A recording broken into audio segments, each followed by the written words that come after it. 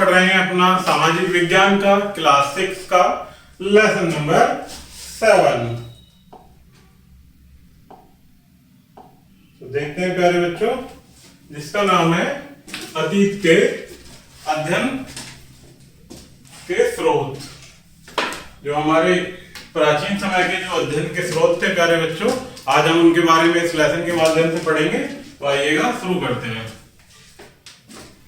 हमारे पूर्वज कैसा भोजन करते थे, कैसा वस्त्र पहनते थे, किस प्रकार के घरों में रहते थे, उनके क्या व्यवसाय थे, वे अपना भोजन कैसे जुटाते थे, उनके धार्मिक विश्वास क्या थे, उनके पारिवारिक एवं सामाजिक संबंध कैसे थे, वे किस प्रकार के अपने विचारों को व्यक्त करते थे। इन सब पहलुओं के अध्ययन को अतीत का अध्ययन अथवा इतिहास कहते हैं।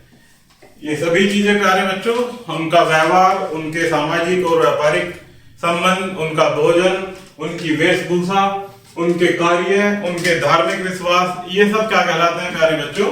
हमारे अतीत का अध्ययन या इतिहास। तो इसी के बारे में आगे पढ़ेंगे। आगे देखते हैं इतिहास का क्षेत्र एवं उपयोगिता। इतिहास पुरातन काल से वर्तमान तक की मानव के विकास की कहानी है। इतिहास अतीत की कालानुसार घटी महत्वपूर्ण घटनाओं का उल्लेख है। इतिहासकारों ने इतिहास को 3 विभिन्न कालों में विभाजित किया है: प्राचीन इतिहास, मध्यकालीन इतिहास तथा आधुनिक इतिहास। ये क्या है? इतिहास के 3 विभिन्न काल, जिसमें पहला है प्राचीन इतिहास, मध्यकालीन इतिहास और आधुनिक इतिहास।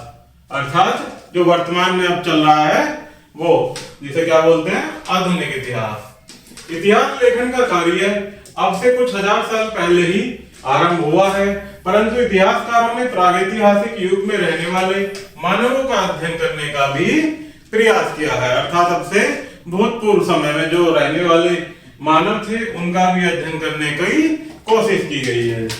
इतिहास के द्वारा हम विभिन्न कालों की सभ्यताओं एवं संस्कृतियों का हमें पता चलता है।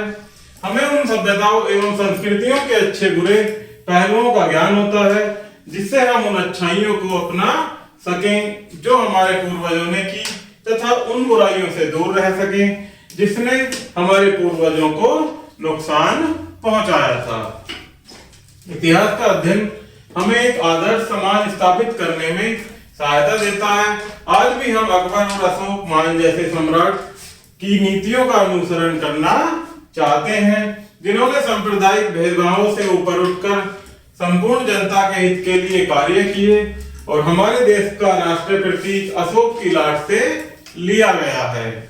हमारे देश का प्रतीक कहां से लिया गया प्यारे बच्चों? अशोक की लाट से। इसके विपरीत हिटलर और मुसोलिनी जैसे तानाशाहों ने विश्व को युद्ध की आग में झोंक दिया, जिसमें लाखों निर्दोष मारे गए। यथासंभव उनकी नीतियों से दूर रहना चाहते हैं। आगे देखते हैं प्यारे बच्चों, प्राचीन इतिहास के स्रोत। अर्थात हम जो हमारा पुरातन इतिहास है उसे हम किस माध्यम से हम पढ़ सकते हैं, किन किन साधनों के द्वारा, तो उनके बारे में पढ़ते हैं। सबसे पहला है पांडुलिपियां। पांडुलिपियां प्यारे बच्चों वो एक लिखित कहानियां होती हैं, जिनके माध्यम से हम अपने इतिहास के बारे में जान सकते हैं। तो हमें अपने अतीत की जानकारी अपने पूर्वजों द्वारा लिखी गई पांडुलिपियों से प्राप्त होती हैं। एक प्रकार से पत्र होते हैं ये पांडुलिपियां। तो प्राचीन काल के ये अभिलेख ताड़ के सूखे पत्तों, भोज वृक्ष की छालों तथा चर्म पत्रों आदि पर हाथ से लिखे जाते थे। पुरातत्व काल की यह पांडुलिपियां पाली, संस्कृत तथा तमिल भाषाओं में लिखी गई हैं। उस समय मुद्रण कला विकसित नहीं हुई थी, अतः ये सभी हस्तलिखित हैं। इन पांडुलिपियों के लिपियां देवनागरी लिपि से मिलती जुलती हैं। इन पांडुलिपियों को संग्रहालय में सुरक्षित रखा गया है। नेक्स्ट देखते हैं प्यारे बच्चों, शिलालेख। प्राचीन काल में शिलालेख तांबे की पट्टियों, मिट्टी तथा लकड़ी के तख्तों, पत्थरों, चट्टानों, स्तंभ, धार्मिक स्थलों की दीवारी आदि पर उत्कीर्ण किए जाते थे। इन शिलालेखों से हमें प्राचीन काल के धार्मिक एवं सामाजिक जीवन की बहुत सी जानकारियां मिलती हैं। उदाहरण के लिए देख सकते हैं प्यारे बच्चों, कि महान अशोक सम्राट के शिलालेख से हमें उनके धार्मिक विचारों एवं उद्घोषणाओं के विषय में जानकारी मिलती है। आगे देखते हैं पहले बच्चों अवशेष। अतीत के जीवन मानव जीवन की शैली का ज्ञान हमें भूमि के अंदर दबे हुए अवशेषों से भी होता है। पुरातत्वविदों ने अनेक स्थानों की खुदाई करके प्राचीन अवशेष ढूंढ निकाले हैं। इन अवशेषों में अनेक वस्तुएं मिली हैं, जैसे बर्तन, धातु के पात्र, वस्त्र, आभूषण, हथियार, कलाकृतियां एवं सिक्के आदि। इन अवशेषों से उस काल के मनुष्य की जीवन शैली के बारे में पता चलता है। प्रागैतिक काल में एक सभ्यता का विकास हुआ था। इसका पता हमें मोहनजोदड़ो तथा हड़प्पा की सभ्यता से चला था।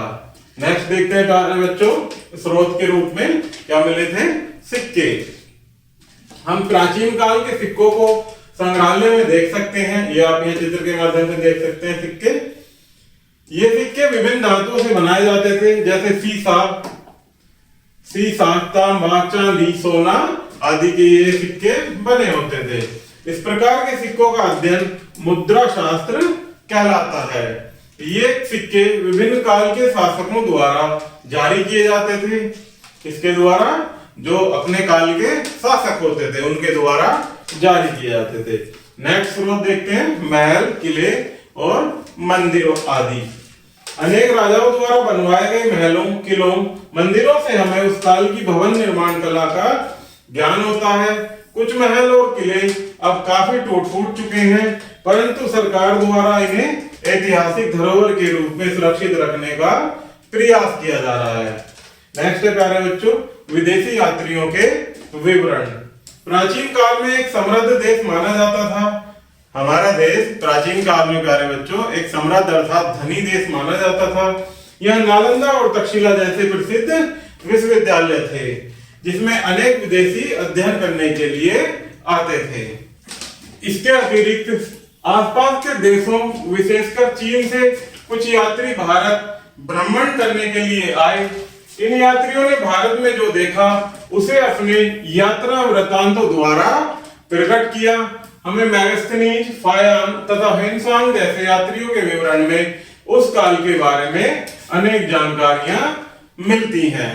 इसमें आगे प्यारे बच्चों कुछ मुख्य बिंदु दिए गए हैं जिनको आगे पढ़ते हैं। जिसमें पहला पॉइंट है कि इतिहास पुरातन काल से वर्तमान काल तक के मानव के विकास की कहानी है। क्या है इतिहास? पुरातन काल से वर्तमान काल तक के मानव विकास की कहानी है। नेक्स्ट पॉइंट, कालक्रम के अनुसार इतिहासकारों ने इतिहास की 3 विभिन्न कालों में विभाजित किया है। प्राचीन इतिहास, मध्यकालीन इतिहास तथा आधुनिक इतिहास। नेक्स्ट पॉइंट है इतिहास का क्षेत्र बहुत विस्तृत है। इसमें मानव जीवन के सभी पहलुओं का अध्ययन किया जाता है। नेक्स्ट पॉइंट है इतिहास का अध्ययन हमें एक आदर्श समाज की स्थापना करने में सहायता करता है।